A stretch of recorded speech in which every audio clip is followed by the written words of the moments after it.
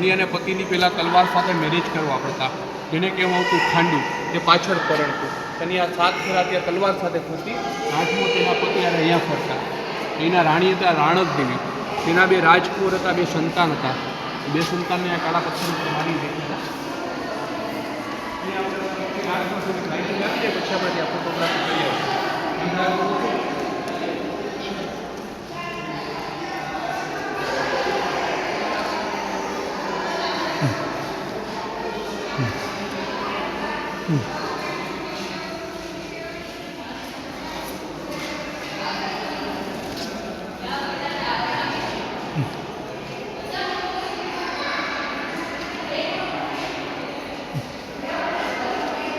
અહીંના રાણી થઈ ગયા હતા રાણક દેવી.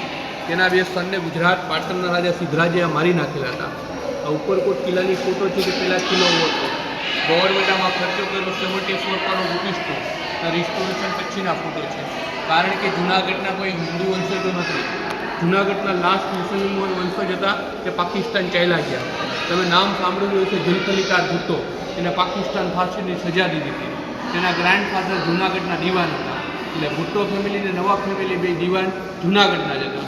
તો સરદાર વલ્લભભાઈ પટેલનો જ જૂનાગઢ પાકિસ્તાનમાં હોત. બાકીની આખી રાણક દેવની સ્ટોરી છે, એ તમને નિરાતે સમજાવું.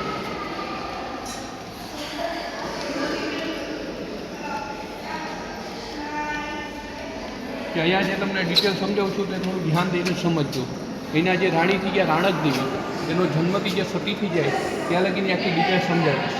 અમારા ફોર્ટની ડિટેલ સમજાવવાની હોય તો તમારા જેવા 80 થી 90 લાખ લોકો એક વર્ષમાં જૂનાગઢ વિઝિટ કરવા આવે. એટલા બધા માણસો શું કામ આવે? ગિરનાર પર્વતના લીધે. તમે કાલે જશો, ગિરનાર જશો, ભગવાનના દર્શન કરી રિટર્ન થઈ જશો. મેં જેમ તમને ઉપરકોટની ડિટેલ સમજાવી તેવી ગિરનારની પણ ડિટેલ છે. એ ગિરનારની આખી ડિટેલ તમને સમજાવી દઉં છું, એટલે ધ્યાન દઈને સમજજો. જે આજથી 850 વર્ષ પહેલાંની વાત હતી. આ 3 માળનો મહેલ બનેલો જ હતો. ત્યારે આનું નામ રાખી દીધું રાણક દેવી મહેલ. રાણક દેવી મહેલ શું કામે નામ રાખ્યું? એના રાણી હતા ક્વીન. તે આખા ગુજરાતની અંદર પરી જેવા લાગતા હતા, અપ્સરા જેવા. એટલે આ બિલ્ડિંગનું નામ રાખી છે રાણી રાણક મહેલ.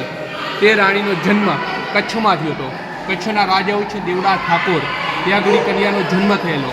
તે પહેલાંના રાજા કોને માનતા? રાજના જ્યોતિષને, પંડિત બ્રાહ્મણોને. તો પંડિત બ્રાહ્મણો એવું કહે છે કે આ દીકરી જેના ઘરમાં રહેશે તેમનું ધનોત્પનોત નીકળી જશે, મિસ કે પરિવારનો નાશ થઈ જશે. રાજા લોકો તેને રણમાં મૂકી આવે છે. જે હળમત કુંભાને રણમાંથી મળે છે એટલે એનું નામ રાખી છે રાણકી. રાણકીને પાળી પોસી મોટી કરે છે. રાણકી મોટી થાય અને પરી જેવી લાગવા માંડી, અપ્સરા જેવી. તેમની નામના આખા ગુજરાતની અંદર છવાઈ ગઈ હતી. તો અત્યારે ગુજરાતનું કેપિટલ ક્યાં છે? ગાંધીનગરમાં. એ સમયે પણ આપણા ગુજરાતને કેપિટલ હતું તે તો પાટણની અંદર. અને બધા ગામ, બધા શહેર ગુજરાતને આધીન આવતા. તે ગુજરાત ઉપર સોલંકી વંશના દરબારોનું રાજ ચાલતું હતું. તે સમયે સોલંકી વંશનો રાજા તો સિદ્ધરાજ જયસિંહ, તેની જોડે રાણીની સગાઈ નક્કી થઈ ગઈ. એ સમયે તો બધા કિલ્લા ગુજરાતના આધીન આવતા, પરંતુ જે તમે ફોર્ટની અંદર ઊભા છીએ આ ગુજરાતને આધીન ન આવતું. કારણ એવું હતું, આ કિલ્લો જીતવો સંભવ નહોતો. એટલે ગુજરાતનો નાનો એરિયા હતો. ત્યાંના માણસો તેને કહેતા સોરઠ. અત્યારના માણસો કહે છે સૌરાષ્ટ્ર, કાઠિયાવાડ, જેની કેપિટલ આ ફોર્ટ હતી. અહીંયા ચુડાસમા શાસકોનું રાજ ચાલતું હતું. એ સમયે આ ફોર્ટની અંદર રાજા હોય છે રાથિંગાર. ત્યાંને ખ્યાલ આવ્યો કે રાણકીની સગાઈ નક્કી થઈ ગઈ સિદ્ધરાજ જયસિંહ જોડે.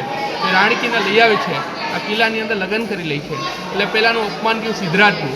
આ અપમાનનો બદલો લેવા માટે મેં તમને ગેટે કહેલું કે સિદ્ધરાજે 12 વર્ષ લગી લડાઈ કરી હતી. એટલે સગા તેના 2 ભાણજો ફૂટી જાય છે. 2 મીઠા લોકોની ચાલે.